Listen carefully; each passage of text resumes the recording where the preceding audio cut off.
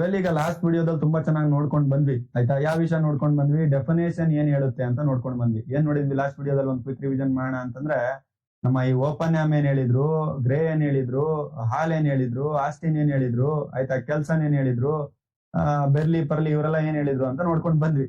ಈಗ open am ಏನ್ ಹೇಳಿದ್ರು, ಇವ್ರು ರೂಲ್ಸ್ ಅಂಡ್ ರೆಗ್ಯುಲೇಷನ್ ಅಂದ್ರು, ಕಸ್ಟಮರಿ ಅಂಡ್ ಕನ್ವೆನ್ಷನ್ ರೂಲ್ಸ್ ಬಗ್ಗೆ ಮಾತಾಡ್ತಾ ಇದೆ ಅಂತ. ಗ್ರೇ ಏನ್ ಹೇಳಿದ್ರು, ಹೌದು ನಾನು ಅದೇ ಹೇಳ್ತಾ ಇರೋದು, ಆದ್ರೆ according to their usual definition ಅಂತಂದ್ರೆ ಅವರವರ ಪ್ರಕಾರ ಅಂತ ಹೇಳಿದ್ರು. ಹಾಲ್ ಅವ್ರು ಹೇಳಿದ್ರು, ಹೌದು ಕರೆಕ್ಟ್ ನೀವು ಹೇಳ್ತಾ ಇರೋದು, binding upon the civilised state in their relationship ಅಂತ ಹೇಳಿದ್ರು. ಆಸ್ಟಿನ್ ಹೇಳಿದ್ರು, ಅಲ್ಲ ಅವ್ರಿಗೆ ಬಿಟ್ಟಿದ್ದು ಸುಪೀರಿಯರ್ ಅಥಾರಿಟಿ ಆಯ್ತಾ, ಅವರವರ ಸುಪೀರಿಯರ್ ಅಥಾರಿಟಿ ಪ್ರಕಾರ ಬರುತ್ತೆ ಅಂತ ಹೇಳಿದ್ರು. ಕೆಲ್ಸನವ್ರು ಹೇಳಿದ್ರು, ಕೆಲ್ಸನವ್ರು ಇಲ್ಲ ಇಲ್ಲ ಇದು ಮಸ್ಟ್ ಅಂಡ್ ಶುಡ್, ನಾವು ಫೋರ್ಸಬ್ಲಿ ಬೈಂಡ್ ಮಾಡ್ತೀವಿ ಬಲವಂತಾಗಿ ಅಂತ ಕೆಲ್ಸನವ್ರು ಹೇಳಿದ್ರು. ಆಮೇಲೆ ಇವ್ರು ಬರ್ತಾರೆ, ಲೌಟ್ ಆಫ್ ಪ್ಯಾಕ್ಟ್ ಬರ್ತಾರೆ, ಅವ್ರು ಹೇಳಿದ್ರು ಇದೊಂದು ರೂಲ್ಸ್ ಅಂಡ್ ರೆಗ್ಯುಲೇಷನ್ ಅವ್ರು ಅಕ್ಸೆಪ್ಟ್ ಮಾಡುವಂತದ್ದು ವಿಷಯದ ಬರುತ್ತೆ, ಇದು ಅವ್ರು ಅಕ್ಸೆಪ್ಟ್ ಮಾಡಿ ಏನ್ ಮಾಡ್ತಾ ಇದಾರೆ ಆ ವಿಷಯದ ಮೇಲೆ ಬರುತ್ತೆ ಅಂತ ಹೇಳಿದ್ರು. ಇದಾದ್ಮೇಲೆ ಬ್ರೈಲಿ ಅನ್ನುವಂಥವ್ರು ಇವ್ರೇನ್ ಹೇಳಿದ್ರು ಅಂತಂದ್ರೆ, ರಿಲೇಶನ್ಶಿಪ್ ಪೀಸು ಜಸ್ಟಿಸ್ ಎಲ್ಲ ರಿಲೇಶನ್ಶಿಪ್ ನ ಮೇಂಟೈನ್ ಮಾಡ್ಬೇಕಂದ್ರೆ ನಾವೆಲ್ಲ ಪಬ್ಲಿಕ್ ಇಂಟರ್ನ್ಯಾಷನಲ್ ಅನ್ನ ಫಾರ್ಮ್ ಮಾಡ್ಕೊಂಡಿದ್ವಿ ಅಂತ ಹೇಳಿದ್ರು. ಇದೆಲ್ಲ ಲಾಸ್ಟ್ ವಿಡಿಯೋ ಕಾನ್ಸೆಪ್ಟ್. ಈಗ ಇವತ್ತಿನ ವಿಡಿಯೋದಲ್ಲಿ ಲಾಸ್ಟ್ ವಿಡಿಯೋದಲ್ಲೇ ನಾನು ಒಂದು ಪ್ರೋಮೋ ಹೇಳ್ದ ಹಾಗೆ ಆರಿಜಿನ್ ಬಗ್ಗೆ ನಾನು ಪಡ ಮಾಡ್ತೀನಿ ಅಂತ ನಿಮ್ಗೆಲ್ಲ ಹೇಳಿದ್ದೆ. ಆರಿಜಿನ್, ಮೆಡಿವಲ್, ಮಾಡರ್ನ್ ಇವೆಲ್ಲ ಪೀರಿಯಡ್ ಬಗ್ಗೆ ನೋಡೋಣ ಅಂತ ಇವತ್ತಿನ ವಿಡಿಯೋದಲ್ಲಿ ಕ್ಲೋಸ್ ಮಾಡೋಣ. ಹಿಸ್ಟ್ರಿಯಿಂದ ಸ್ಟಾರ್ಟ್ ಮಾಡೋಣ ಆಯ್ತಾ. ಪ್ಯೂರ್ ಹಿಸ್ಟ್ರಿ ಕ್ಲಾಸ್ ನ ಸ್ಟಾರ್ಟ್ ಮಾಡೋಣ. ಹಿಸ್ಟ್ರಿ ಲೆಕ್ಚರಿಂಗ್ ಹೋಗೋಣ ಇವತ್ತೆಲ್ಲ. ನಿಮ್ಗೆ ಹಿಸ್ಟ್ರಿ ಪ್ರೊಫೆಸರ್ ತರ ಹಿಸ್ಟ್ರಿ ಲೆಕ್ಚರಿಂಗ್ ಹೋಗೋಣ. ಯಾವ್ದು ಹಿಸ್ಟ್ರಿ ಲೆಕ್ಚರಿಂಗ್ ಹೋಗೋಣ ಅಂತಂದ್ರೆ, ಈ ರಾಜಕೀಯದ ಬಗ್ಗೆ, ಪೊಲಿಟಿಕಲ್ಸ್ ಅವೆಲ್ಲ, ಸೋಷಿಯಲ್ ಅವೆಲ್ಲ ಬೇಡ. ಈಗ ಹಿಸ್ಟ್ರಿ ಬಗ್ಗೆ ನಿಮ್ಗೆ ಲೆಕ್ಚರಿಂಗ್ ಹೋಗೋಣ. ಯಾವ್ದ್ರ history? Public international history. Public international ಎಲ್ಲಿಂದ ಬಂತು, ಅದ್ರ ಏಜ್ ಏನು, ಟೈಮ್ ಏನು, ಪೀರಿಯಡ್ ಏನು, 300 BC ಏನಿತ್ತು ಆಯ್ತಾ, 500 BC ಏನಿತ್ತು, ಯಾವ ಟೈಮಲ್ಲಿ ಯಾವ ತರ ಕಾನ್ಸೆಪ್ಟ್ ಇತ್ತು, ಎಲ್ಲದನ್ನು ಕೂಡ ಒಂದ್ ಕಡೆಯಿಂದ ನೋಡ್ತಾ ಹೋಗೋಣ. ಎನಿಹೌ ಏನು ನಾನು ತೋರಿಸ್ತಾ ಇದ್ದೀನಿ ಇದೇ ನೋಟ್ಸ್ ನಿಮ್ ಕೈಯಲ್ಲೂ ಕೂಡ ನಾನು ಹ್ಯಾಂಡ್ ಓವರ್ ಮಾಡಿದೆ. ಸೊ ಏನು ಕೂಡ ಸಮಸ್ಯೆ ಇಲ್ಲ ಆಯ್ತಾ. ಸೊ ಇಲ್ಲಿ ನಾನು ಏನ್ ಹೇಳ್ತಾ ಇದೀನಿ ನಿಮ್ ಕೈಯಲ್ಲಿ ನೋಡ್ತೀರಿ, ಅದು ನೋಡ್ತೀರಾ, ಇದನ್ನ ನೋಡ್ತೀರಾ ಆಯ್ತಾ. ನೋಟ್ಸ್ಗಳು ಅವು ಇವು ಎಲ್ಲ ವಿಡಿಯೋಸ್ಗಳು ಬೇಕಾ, ಲಾಸ್ಟಿಗೆ ಒಂದು ವಿಡಿಯೋನ ಪ್ರೊಮೋ ವಿಡಿಯೋ ಅಡಾಪ್ಟ್ ಮಾಡಿದಲ್ಲ, ಸೊ ಅದನ್ನೊಂದ್ಸಲ ನೋಡ್ಕೊಳ್ಳಿ. ವೆಲ್ ಈಗ ಇವತ್ತಿನ ವಿಡಿಯೋ ಏನ್ ಗೊತ್ತಾ, origin and development of international. ನಿಮ್ಮ ಸಿಲೆಬಸ್ ಕಾಪಿಯಲ್ಲಿ ಇದೆ ಸರ್ ಇದು ಆಯ್ತಾ. ಫಸ್ಟ್ ನೇಚರ್ ಅಂಡ್ ಡೆಫಿನೇಷನ್ ಅಂತಿತ್ತು, ನೇಚರ್ ಅಂತ ಏನ್ ಕೇಳಲ್ಲ, ಡೆಫಿನೇಷನ್ ಇದೆ. ನಾನು ನೇಚರ್ ಅಂಡ್ ಡೆಫಿನೇಷನ್ ನಿಮ್ಗೆ ಎಕ್ಸ್ಪ್ಲೈನ್ ಮಾಡಿದೆ ಏನೇನಿದೆ ಅಂತ ಹೇಳಿ. So apart from that origin and basis of international law ಅಂತ ಇದೆ. ಸೊ ಯಾವ ತರ ಎಲ್ಲಿಂದ ಉಟ್ಕೊಂಡಿದೆ, ಇದ್ರ ಬೇಸಿಸ್ ಏನು ಅಂತ ಹೇಳಿ ನಾವು ನೋಡ್ತಾ ಹೋಗೋಣ. ಆರಿಜಿನ್ ಅಂಡ್ ಡೆವಲಪ್ಮೆಂಟ್ ನೋಡಿ, ಬೇಸಿಸ್ ಅಂತ ಬಂದಾಗ, ನೇಚರ್ ಅಂತ ಬಂದಾಗ ಸ್ವಲ್ಪ ಡಿಫ್ರೆನ್ಸ್ ಬರುತ್ತೆ. ನಾವು ಫರ್ದರ್ ವಿಡಿಯೋಸ್ ಗಳಲ್ಲಿ ಅದನ್ನ ನಿಮ್ಗೆ ಏನ್ ಡಿಫ್ರೆನ್ಸ್ ಇದೆ ಅಂತ ಹೇಳ್ತೇನೆ. ಈಗ ಆರಿಜಿನ್ ಅಂಡ್ ಡೆವಲಪ್ಮೆಂಟ್, ಎಲ್ಲಿಂದ ಹುಟ್ಟು ಹೇಗೆ ಡೆವಲಪ್ಮೆಂಟ್ ಆಯ್ತು ಅಂತ ಅಂದಾಗ ನಾವು ಹಿಸ್ಟ್ರಿ ಕೈ ಹಾಕ್ಲೇಬೇಕಲ್ವಾ. ಲಾಸ್ಟ್ ಎಲ್ಲಿಂದ ಬಂತು ಎಲ್ಲಿಗೆ ಹೋಯ್ತು ಅಂತೇಳಿ. ಸೊ ಹಿಸ್ಟ್ರಿ ಕೈ ಹಾಕೊಂಡು ಕ್ಲೋಸ್ ಮಾಡೋಣ. ಜಾಸ್ತಿ ಟೈಮ್ ತಗೊಳ್ಳೋದು ಬೇಡ, ಒಂದು 10 minutes ಅಲ್ಲಿ ಕ್ಲೋಸ್ ಮಾಡಕ್ ಟ್ರೈ ಮಾಡೋಣ ಸರ್ ಆಯ್ತಾ.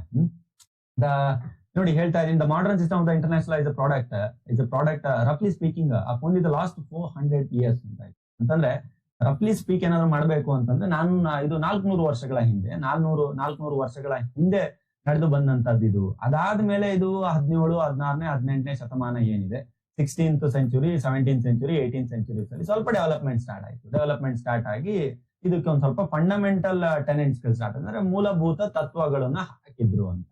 ಸರಿ, ಮೂಲಭೂತ ತತ್ವಗಳನ್ನ ಹಾಕಿದ್ರು ಅಂತ ನಾ ಹೇಳಿದೆ. ನೀವೆಲ್ಲ ಲಾಯರ್ಸ್ಗಳು ಬಾಯಿ ಮಾತಂತದ್ದು ಹೌದು ಅಂತ ಹೇಳಂಗೆ ಇಲ್ಲ. ಹೇಳಿದ್ರೆ ನಂಗೆ ಬೇಜಾರಾಗುತ್ತೆ, ಯಾಕೆ ಅಂತ ಕ್ವಶನ್ ಮಾಡ್ಬೇಕು ನೀವು ಆಯ್ತಾ, ಎಲ್ಲ ಲಾಯರ್ಸ್ಗಳು.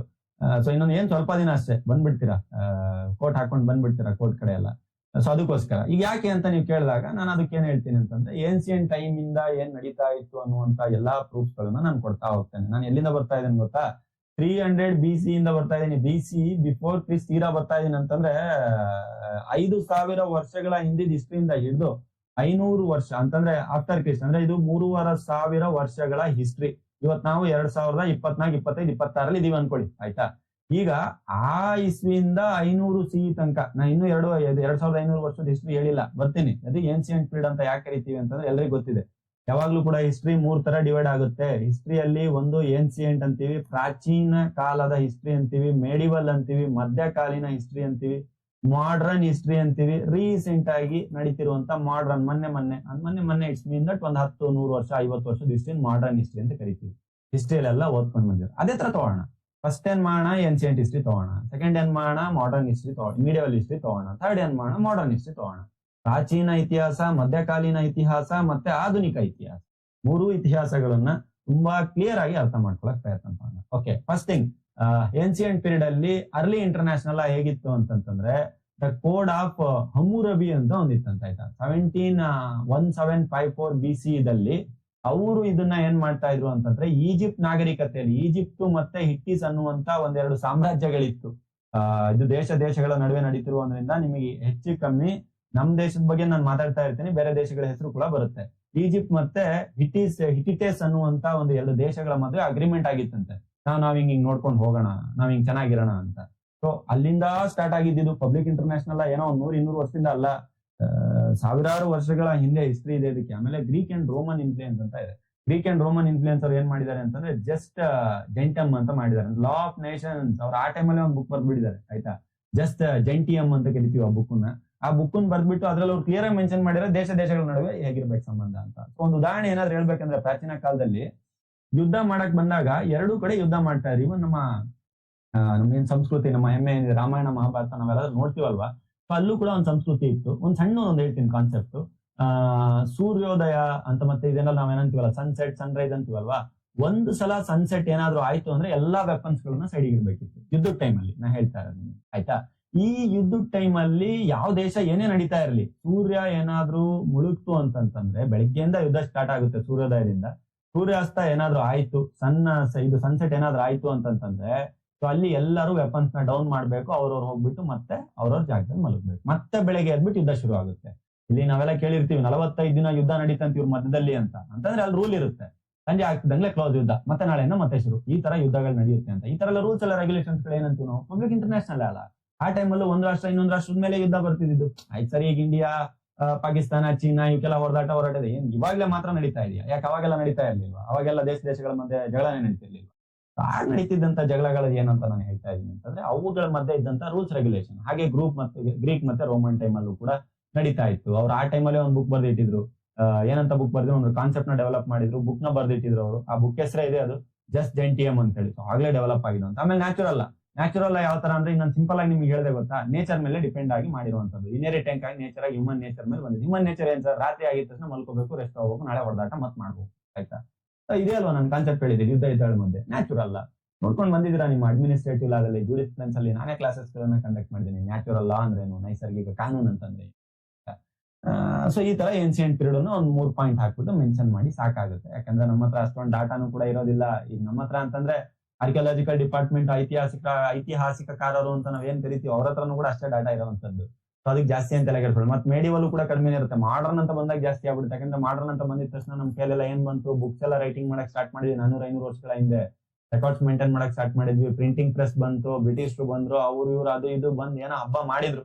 ಸೊ ನಮ್ಮ ಹತ್ರ ರೆಕಾರ್ಡ್ಸ್ ಗಳೆಲ್ಲ ಜಾಸ್ತಿ ಸಿಗಕ್ ಸ್ಟಾರ್ಟ್ ಆಯ್ತು. ಸೊ ಈಗ ಮೆಡಿವಲ್ ಪೀರಿಯಡ್ ಅಂತ ನಾನು ತಗೊಳ್ತೇನೆ. ಮೆಡಿವಲ್ ಪೀರಿಯಡ್ ಅಲ್ಲಿ ಕ್ರಿಶ್ಚಿಯನ್ ಇನ್ಫ್ಲೂಯೆನ್ಸ್, ಆಮೇಲೆ ಉಳಿಗಮಾನ್ಯ ಪದ್ಧತಿ, ಆಮೇಲೆ ನೆಕ್ಸ್ಟ್ ಕ್ರೂಸಿಡಲ್ಸ್ ಅಂಡ್ ಟ್ರೀಟೀಸ್ ಅಂತ ಏನಿದೆ ಇವೆಲ್ಲ ಸ್ಟಾರ್ಟ್ ಆಯ್ತು. ಈಗ ಕ್ರಿಶ್ಚಿಯನ್ ಇನ್ಫ್ಲೂಯೆನ್ಸ್ ಏನು ಅಂತಂದ್ರೆ ಜಸ್ಟ್ ನೇಚರೇ ಅನ್ನುವಂತ ಒಂದು ಕಾನ್ಸೆಪ್ಟ್ ಇದೆ. ಜಸ್ಟ್ ನೇಚರ್ ಅನ್ನುವಂತ ಕಾನ್ಸೆಪ್ಟ್ ಇದೆ ಅಂತಂದ್ರೆ ಜಸ್ಟ್ ನೇಚರ್, ಇದು ಕೂಡ ಒಂದು ಗ್ರೀಕ್ ವರ್ಡ್. ಸೊ ಈ ಕಾನ್ಸೆಪ್ಟ್ ಅಲ್ಲಿ ಅವ್ರು ಏನ್ ಹೇಳಿದ್ರು ಅಂತಂದ್ರೆ ಪಬ್ಲಿಕ್ ಇಂಟರ್ನ್ಯಾಷನಲ್ ಅನ್ನುವಂಥದ್ದು ಶೇಪಿಂಗ್ ನ ಕೂಡ ಸ್ಟಾರ್ಟ್ ಮಾಡಿದ್ರು. ಪಬ್ಲಿಕ್ ಇಂಟರ್ನ್ಯಾಷನಲ್ ನ ಅಫೈಲ್ಡ್ ಮಾಡಕ್ ಸ್ಟಾರ್ಟ್ ಮಾಡಿದ್ರು ಇಲ್ಲಿ ಈ ಕಾನ್ಸೆಪ್ಟ್ ಅಲ್ಲಿ. ಆಮೇಲೆ ನೆಕ್ಸ್ಟ್ ಬಂತು ನಿಮ್ಮ ಫ್ಯೂಡಾಲಿಸಂ ಅಂತ ಬಂತು, ಉಳಿಗಮಾನ್ಯ ಪದ್ಧತಿ ಅಂತ ಬಂತು. ಈ ಉಳಿಗಮಾನ್ಯ ಪದ್ಧತಿಯಲ್ಲಿ ಒಂಥರ ಯಾವ ತರ ಹೇಳ್ಬೇಕು ಅಂತಂದ್ರೆ, ಅಲ್ಲೂ ಕೂಡ ಒಂದು ದೇಶದ ಇನ್ನೊಂದು ದೇಶದ ಮಧ್ಯದಲ್ಲಿರುವಂತಹ ನಿಷ್ಠೆ ಬಾಧ್ಯತೆ ಯಾವ ರೀತಿ ನಡ್ಕೊಂಡು ಹೋಗ್ತಾ ಇದೆ ಅನ್ನುವಂತ ಕಾನ್ಸೆಪ್ಟ್ ನ ಮಾತಾಡ್ತಾ ಮೆಡಿವಲ್ ಪೀರಿಯಡ್ ಅಲ್ಲಿ ಶುರು ಆಗಿತ್ತು. ಉದಾಹರಣೆಗೆ ಹೇಳ್ಬೇಕು ಅಂದ್ರೆ, ಯಾವ್ದಾದ್ರು ಒಂದ್ ದೇಶಕ್ಕೆ ಅಟ್ಯಾಕ್ ಮಾಡ್ಬಿಟ್ಟು ಅದನ್ನ ಆಕ್ರಮಣ ಮಾಡ್ಕೊಳ್ಳೋರು, ಆಯ್ತು ಈಗ ನಾವೇ ನಿಮ್ಮ ಹತ್ರ ಬಂದ್ಬಿಟ್ಟು ಏನು ಮಾಡಲ್ಲ, ನೀವು ರಾಜ್ಯ ನಡೆಸಿ ನಮ್ಗಿತ್ತು ಒಂದಿಷ್ಟು ದುಡ್ಡು ಕೊಡ್ತಾ ಇರಿ, ಆ ತರ ಕಾನ್ಸೆಪ್ಟ್ ಎಕ್ಸಾಂಪಲ್ ಅರ್ಥ ಮಾಡ್ಕೊಳ್ಳಿ. ಆಮೇಲೆ ನೆಕ್ಸ್ಟ್ ಇನ್ನೊಂದು ಪ್ರೊಸೀಡರ್ಸ್ ಗಳು ಮತ್ತೆ ಒಪ್ಪಂದಗಳು, ಟ್ರೀಟಿಗಳು ಅಂತ ಬರ್ತು. ಸೊ ಈ ಟ್ರೀಟಿಗಳಂತ ಬಂದಾಗ ಸುಮಾರು ಟ್ರೀಟಿಗಳು ಬಂದೋಗಿದೆ. ಅದ್ರಲ್ಲಿ ನಾನು ಸಮ್ ಟ್ರೀಟಿಗಳು ಹೇಳ್ತಾ ಇದ್ದೀನಿ. ವೆನೈಸ್ ಟ್ರೀಟಿ ಅಂತ ಒಂದಿದೆ, ವೆನಿಸ್ ಟ್ರೀಟಿ ಅಂತ. ಸೊ 1201 ಅಂತಂದ್ರೆ ನಾವೀಗಿದ್ದೀವಿ 2020 ಪ್ಲಸ್ ಅಲ್ಲಿ ಇದೀವಿ ನಾವೀಗ. ಅದನ್ನ ನಾನು ಹೇಳ್ತಾ ಇದ್ದೀನಿ 1200-800 ವರ್ಷಗಳ ಹಿಂದೆ ಅಂತ ಟ್ರೀಟಿಗಳೆಲ್ಲ ಸೈನ್ ಆಗ್ತಾ ಇತ್ತು ದೇಶಗಳ ಮಧ್ಯೆ.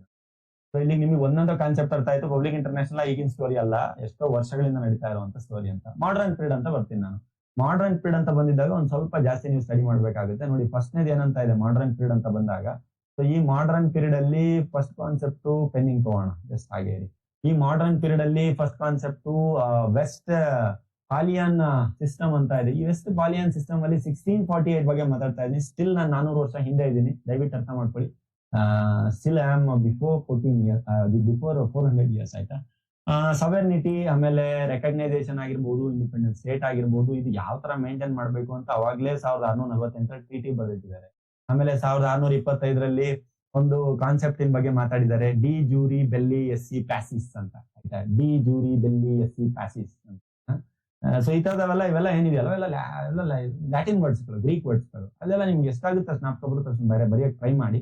ನನ್ನ ಕಡೆಯಿಂದ ನಾನು ಏನ್ ಬೆಸ್ಟ್ ನಿಮಗೆ ಕೊಡ್ಬೇಕು ಅದನ್ನ ಕೊಡುವಂತ ನಾನು ಪ್ರಯತ್ನ ಪಡ್ತಾ ಇದ್ದೀನಿ. ಸೊ ಇದ್ರಲ್ಲೂ ಕೂಡ ಹೇಳಿದ್ದಾರೆ ಸೊ ಯಾವ್ದು ವ್ಯಾಲಿಡ್ ಅಲ್ಲ ಏನು ಅಂತ ಆ ಟೈಮಲ್ಲೇ ಅಂತಾರಾಷ್ಟ್ರೀಯ ಕಾನೂನು ಬಗ್ಗೆ ಬಂದಿಟ್ಟಿದ್ದಾರೆ. 1815 ಕಾಂಗ್ರೆಸ್ ಆಫ್ ವಿಯನ್ನಾ ಅಂತ ಇದೆ, ವಿಯನ್ನಾ ಅಗ್ರಿಮೆಂಟ್ ಅಂತ ಕರಿತೀವಿ. ಇದು ಮೋಸ್ಟ್ ಇಂಪಾರ್ಟೆಂಟ್. ಇಲ್ಲಿಂದಾನೆ ರಿಯಲ್ ಡೆವಲಪ್ಮೆಂಟ್ ಮಾಡರ್ನ್ ಡಿಪ್ಲೊಮಸಿಯಲ್ಲಿ ಸ್ಟಾರ್ಟ್ ಆಗಿದ್ದು. ಇಲ್ಲಿಂದ ಪಿಕ್ಚರ್ ಶುರು ಆಗುತ್ತೆ, ಆಕ್ಚುಯಲ್ ಪಿಕ್ಚರ್.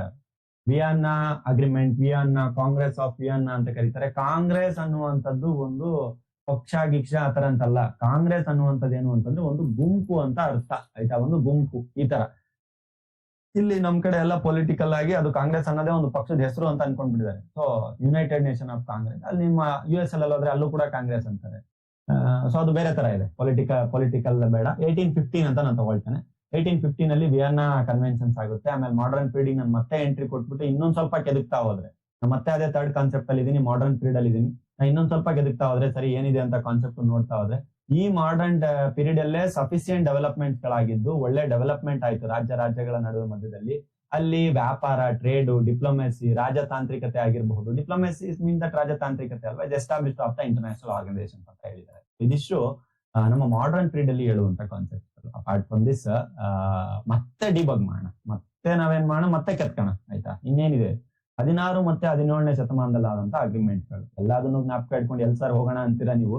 ನಾನು ಅದಕ್ಕೆ ಇಷ್ಟು ಹೇಳಿದೀನಿ ಮೇಲ್ಮೇಲೆ. ಅಲ್ಲಿ ತನಕ ಮಾಡರ್ನ್ ಪೀರಿಯಡ್ ತನಕ ನೀವು ಬರ್ದು ಒಂದು ಇಂಟ್ರೊಡಕ್ಷನ್ ಬರ್ದು ಕನ್ಕ್ಲೂಷನ್ ಬರ್ದ್ರೆ ಏನೋ ಸಾಕಾಗುತ್ತೆ. ಎನಿಯೋ ನನ್ನ ಕಡೆಯಿಂದಂತೂ 100% ಕೊಳ್ಳೇಬೇಕಲ್ವಾ.